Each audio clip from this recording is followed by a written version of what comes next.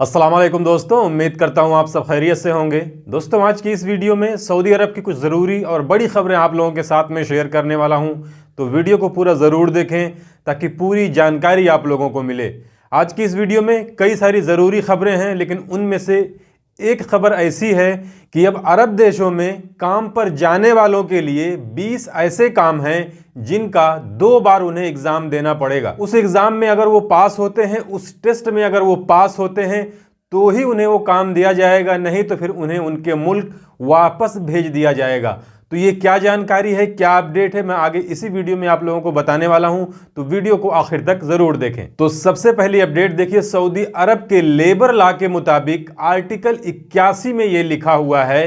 कि कोई भी वर्कर सैलरी टाइम पर ना मिलने की वजह से अगर वो काम को रोक देता है, यानी जिस कफील के पास वो काम कर रहा है वो कफील उसे तनख्वाह टाइम पर नहीं दे रहा है, इस वजह से वर्कर अगर काम रोक करके बैठ जाता है तो कफील को ये कोई अधिकार नहीं है, स्पॉन्सर को ये कोई अधिकार नहीं है कि उस वर्कर को वो टर्मिनेट कर दे, उसे सस्पेंड कर दे। इसके अलावा अगली जानकारी सऊदी नारकोटिक डिपार्टमेंट की तरफ से आई है, जिसमें इन्होंने कहा है कि सऊदी अरब के अंदर 2 पाकिस्तानी लोगों को, जिसमें एक विजिटर था और एक रेसिडेंट था, यानी एक इकामा होल्डर था जो सऊदी अरब के अंदर रहकर काम करता था और एक विजिट वीजे पर आया हुआ था, इनके पास से 5 किलो शाबू बरामद हुआ है। तो जैसा कि नशे वाली चीजों की स्मगलिंग वगैरह में सबसे ज्यादा यमन वगैरह के लोग पकड़े जाते थे, लेकिन अभी फिलहाल कुछ दिनों से इसमें पाकिस्तानियों का भी नाम आने लगा है। इसके अलावा अगली जानकारी, सऊदी अरब के अंदर एक बहुत ही दुखद घटना घटी है, जिसमें एक यूथोपियन खद्दामा ने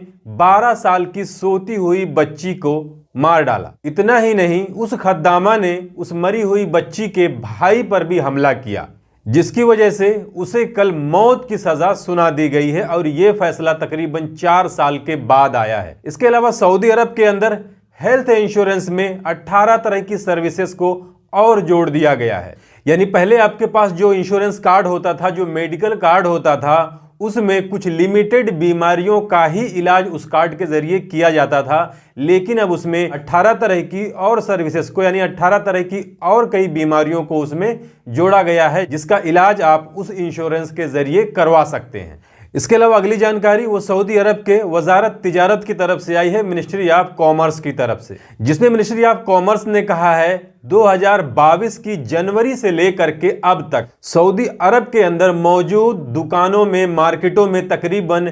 6,91,000 तफ्तीशी कार्रवाइयां की गई हैं, जिसमें 35,000 से ज्यादा कार्रवाइयां सिर्फ सामानों के कीमतों को लेकर के की गई। सऊदी अरब के अंदर 278 ऐसी चीजें हैं जिनकी कीमतों पर ये लोग नजर बनाए हुए हैं कि इन 278 चीजों को सऊदी अरब के अंदर कोई भी ज्यादा कीमत पर ना बेच पाए। तो जैसा कि महंगाई सारी दुनिया में हो रही है, तो सऊदी अरब के अंदर भी महंगाई बढ़ रही है, लेकिन कुछ चीजें ऐसी हैं जिसको हुकूमत नहीं चाहती है कि ये चीजें महंगी हो जाएं या इन चीजों को कोई ज्यादा रेट पर बेच पाए, क्योंकि ये डेली यूज होने वाली, रोजमर्रा में इस्तेमाल होने वाली चीजें होती हैं। इसके अलावा सऊदी हुकूमत ने फिलहाल फ्रांस से इंपोर्ट होने वाले चिकन, अंडे या इनसे बनी हुई चीजों पर पाबंदी लगा दी है, क्योंकि फ्रांस के अंदर अभी बर्ड फ्लू की बीमारी फैली हुई है। तो सऊदी अरब के अंदर अभी फिलहाल फ्रांस से आने वाले चिकन आपको नहीं मिलेंगे। इसके अलावा जैसा कि आप लोग सब जानते हैं कि दुबई के अंदर एक बहुत बड़ा हिंदू मंदिर बन रहा था, उसका उद्घाटन भी हुआ था। सारी दुनिया को इस चीज के बारे में पता भी है, लेकिन ऑफिशियली तौर पर, आधिकारिक तौर पर इसका उद्घाटन 4 अक्टूबर 2022 यानी आज होने वाला है, जिसमें अरब इमारात की बड़ी बड़ी हस्तियां हिस्सा लेने वाली हैं। इसके अलावा अगली जानकारी, जैसा कि मैंने शुरुआत में आपको बताया है कि अरब देशों में अब काम पर जाने वालों के लिए 20 ऐसे काम होंगे जिनका उन्हें 2 बार टेस्ट देना होगा। तो देखिए, ये चीज सऊदी अरब के अंदर तो पहले से ही लागू कर दी गई है, लेकिन इसे अब कुवैत के अंदर भी लागू कर दिया गया है कि कुवैत के अंदर दूसरे मुल्कों से जितने भी स्किल्स वर्कर आएंगे, यानी जो हुनर वाले काम होते हैं, उनमें से 20 काम ऐसे होंगे जिनका उन्हें 2 बार टेस्ट देना होगा।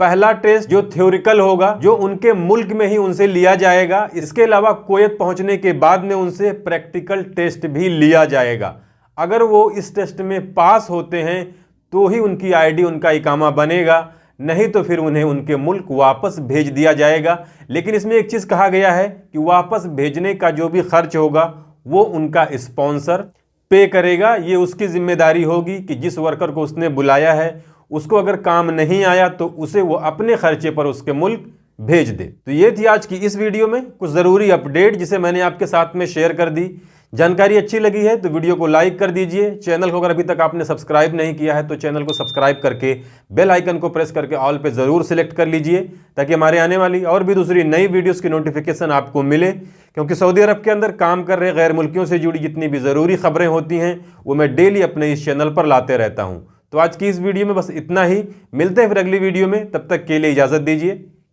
खुदा हाफिज़।